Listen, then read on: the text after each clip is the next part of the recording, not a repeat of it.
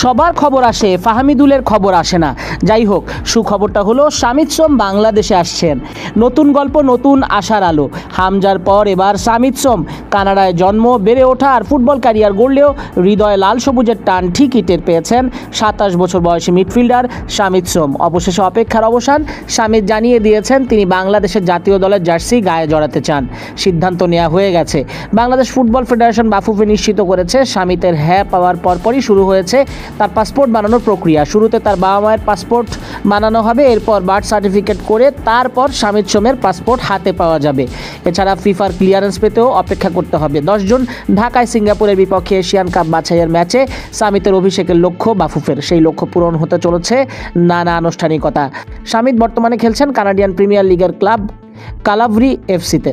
এর আগে কানাডার অনূর্ধ্ব 20, অনূর্ধ্ব 21 ও জাতীয় দলে অংশ নিয়েছেন শামিদ সোম। বাফুফে আশাবাদী কোনো জটিলতা ছাড়াই হামজা চৌধুরীর মতো সবকিছু সম্পন্ন হবে। জামাল ভুঁইয়া, তারিক কাজী, হামজা, এবার শামিদ সোম। বিদেশে বেড়ে ওঠা বাংলাদেশি তরুণরাই জাতীয় দলের জায়গায় পাকা করছে আস্তে আস্তে। সিন্ডিকেট যত শক্তিশালী হচ্ছে ততই বাড়ছে বিদেশি ফুটবলারের সংখ্যা দলে।